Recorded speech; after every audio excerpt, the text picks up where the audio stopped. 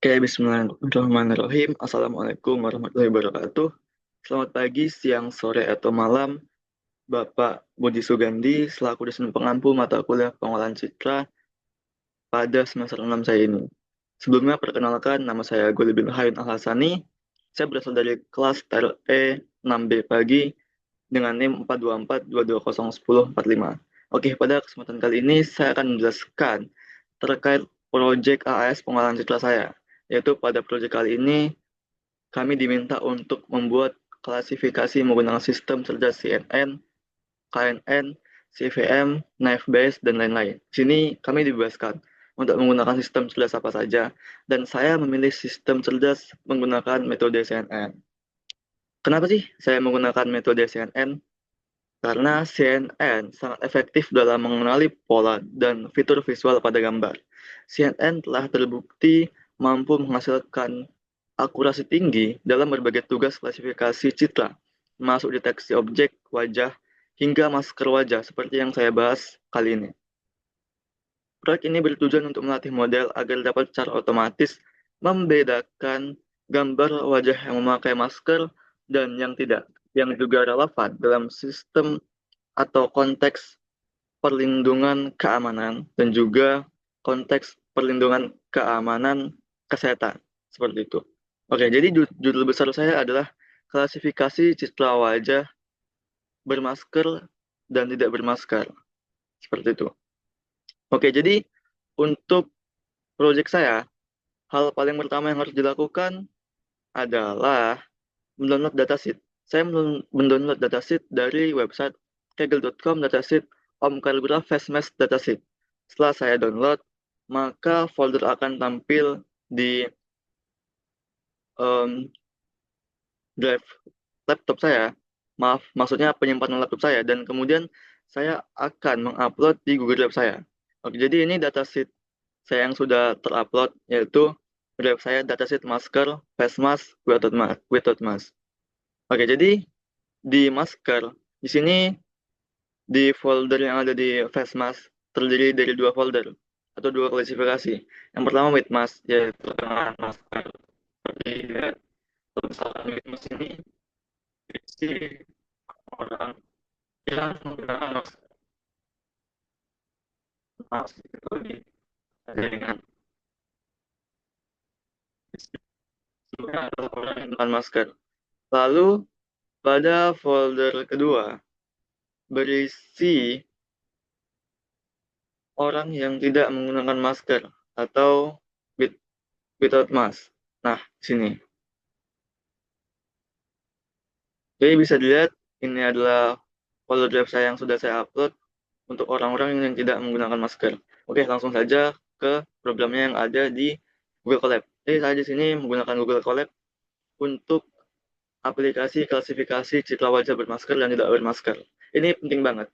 Kenapa? Karena ini bisa menjadi peningkatan dalam keamanan apabila terjadi sesuatu yang tidak diinginkan. Kayak misalkan terdapat suatu wabah di suatu kota, lalu kita dari pemerintah sana wajibkan untuk menggunakan masker. Dari aplikasi atau sistem ini dapat membedakan antara orang yang menggunakan masker dan tidak menggunakan masker secara otomatis seperti itu. Lalu bagaimana programnya? Berikut programnya. Oke, jadi hal pertama yang harus kita lakukan adalah mengakses datasheet yang disimpan di Google Drive dari Google Colab. Jadi di sini saya memang sudah mengupload untuk orang-orang yang tidak menggunakan masker dan menggunakan masker. Jadi ini belum terhubung antara Google Drive dan juga Google Colab. Lalu bagaimana cara menghubungkannya? Yaitu dengan cara memasukkan program berikut. From Google Colab, Google Drive, DriveMon, Content Graph. Lalu ketika kita jalankan, maka akan muncul output seperti ini, Mounted at Content Graph. Nah, sebelum adanya output ini, nanti kita diminta otorisasi. Apakah kita setuju untuk menghubungkan Google Colab dengan Google Drive. Di situ kita setujukan saja agar dari Google Colab bisa mengakses data yang ada di Google Drive seperti itu. Ini tandanya sudah berhasil ketika keluar output seperti ini mounted at content drive. Lalu selanjutnya adalah kita menghubungkan Google Colab ke Google Drive dan memeriksa jumlah gambar di dua folder dataset. Karena tadi kan ada dua folder antara mask dan non mask seperti itu. Jadi di program ini berfungsi untuk memeriksa jumlah gambar dari kedua folder tersebut seperti itu. Sini telah tampil output bahwasan jumlah gambar yang memakai masker adalah 615 dataset, sedangkan jumlah gambar tanpa masker adalah 530 orang, 530 dataset atau gambar. Lalu program berikutnya harus kita masukkan adalah menampilkan beberapa contoh gambar dari masing-masing kelas, menggunakan masker dan tidak menggunakan masker sebagai visualisasi awal dataset. Berikut adalah programnya. Di sini kita harus masukkan format potlib payload atas PLT. Lalu di sini juga kita harus menyesuaikan dengan directory drive saya. Nah, di sini adalah directory drive saya, yaitu di drive, my drive, dataset, masker, face mask. Nah, lalu di bawahnya juga terdapat dua klasifikasi saya, yaitu with mask dan without mask. Nah, di sini dari program dia akan mengambil nama masker, lalu mengatur parameter untuk mengambil gambar. Lalu disinilah hasilnya. Karena tadi di sini saya meminta 3, lalu disinilah untuk outputnya, yaitu yang menggunakan masker 3 orang, lalu tidak menggunakan masker 3 orang. Oke, berarti sudah berhasil dari Google Colab untuk menampilkan orang-orang yang menggunakan masker dan tidak menggunakan masker. Lalu program berikutnya adalah menginstal dan mengatur processing data gambar sebelum digunakan dalam pelatihan model CNN. Pertama, kita harus menginstal dan mengimpor library-nya dulu. Kalau misalkan kita belum melakukan proses ini, kita tidak bisa melakukan klasifikasi dengan model CNN. Lalu di sini kita juga harus menentukan path folder dataset.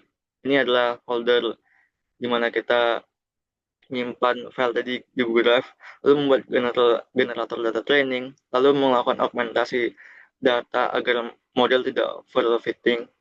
Nah, di sini dari Google Colab sudah mendownload dari apa yang kita minta dan sudah berhasil juga. Sini sudah ada keterangannya. Ini menandakan bahwasannya import library dan class processingnya sudah berhasil terinstall. Lalu yang harus kita lakukan adalah menghasilkan data latih dan validasi dari folder dataset menggunakan image data generator. Nah, jadi di sini adalah programnya, yaitu untuk generate data training. Maaf, saya singkat saja karena untuk waktu penjelasan hanya 10 menit maksimal. Kalau ada generate data validasi dan juga menampilkan info untuk training yang di-generate. Seperti itu. Jadi di sini menampilkan dua kelas dan sudah terbagi secara otomatis ya, kalau misalkan dari Google Colab ya. Lalu selanjutnya kita harus membuat model CNN-nya. CNN itu Convolutional Neural Network. Maaf, saya tidak menjelaskan di awal tadi secara detail. Lalu kita harus menampilkan ringkasan arsitekturnya dalam bentuk tabel. Jadi di sini adalah program untuk membuat model CNN-nya. Nah, lalu di bawahnya adalah untuk menampilkan ringkasan arsitektur model. Berikut adalah tampilan ringkasan arsitektur modelnya. Seperti itu. Lalu, kita harus mengkompilasi dan melatih training model CNN menggunakan data training dan validasi. Sini ada program untuk kompilasi model dan training model. Nah, di sini saya juga bisa dilihat bahwasannya saya menggunakan jumlah epoxnya itu 50. Lalu di sini bisa dilihat juga data validasi, batch validasi, lalu untuk penampilan proses training juga ada di program ini. Kenapa saya memilih jumlah epox yang 50? Karena kalau misalkan epox itu seperti pengecekan berulang. Jadi semakin banyak epoxnya sebenarnya semakin bagus. Cuma di sini saya menggunakan 50 kali epox atau semacam 50 kali pelatihan seperti itu. Ini juga sudah bagus untuk project seperti ini, seperti itu. Jadi nanti dari Google Colab akan mengepox secara manual. Bisa dilihat ini adalah epoxannya. Ini adalah proses paling lama dari pengerjaan program ini seperti itu karena harus diepox sebanyak 50 kali. Lalu yang selanjutnya itu menampilkan grafik akurasi dan loss selama proses pelatihan atau training model CNN. Nah, bisa dilihat ini adalah grafiknya, yaitu grafik akurasi training dan validasi. Lalu ini adalah grafik untuk last training dan validasi seperti itu. Oke, lalu ini ada program untuk prediksi gambar individu yang dimana tadi adalah patch dengan menggunakan masker dan juga tanpa masker seperti itu. Lalu di sini juga dimasukkan program fungsi prediksi, lalu untuk menampilkan gambar dan pra pemrosesan seperti itu. Jadi bisa dilihat ini adalah outputnya, bisa dilihat di sini adalah em, orang-orang yang menggunakan masker. Di sini tampak datanya, nama file with mask. Habis itu di sini juga ada prediksinya. Habis itu prediksi model dengan masker, berarti tepat juga. Nah, karena tadi saya juga meminta yang tidak menggunakan masker ada di model prediksi, maka untuk di bawahnya lagi yang di bawah menggunakan masker juga tampil orang yang tidak, sorry, juga tampil orang yang tidak menggunakan masker. Nah, jadi prediksinya satu. Kalau kalau misalkan yang menggunakan masker tadi itu prediksinya nol. Jadi prediksi model tanpa masker ini sudah tepat ya, sudah tepat. Oke, langsung saja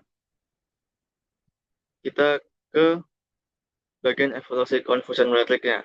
Karena kalau misalkan dari model CNN-nya sudah tampil dan sudah di training itu sudah menunjukkan hasil yang bagus seperti itu. Lalu di sini adalah evaluasi confusion matrix. Nah, apa sih confusion matrix itu? Confusion matrix itu berfungsi sebagai pengecekan apakah hasil pemrosesan saya sudah bekerja dengan baik atau belum, seperti itu. Jadi confusion matrix ini sendiri terdiri dari berbagai rumus nantinya atau persamaan yang memastikan apakah model atau sistem yang saya buat sudah berhasil atau benar, sudah berhasil atau tidak, seperti itu. Lalu di sini sudah tampil tabel confusion matrix-nya. Lalu di bawahnya juga ada hasil atau penjelasannya. Nah, jadi confusion matrix itu terdiri dari berbagai persamaannya, yaitu presisi, recall, event score. Ini yang saya gunakan, seperti itu.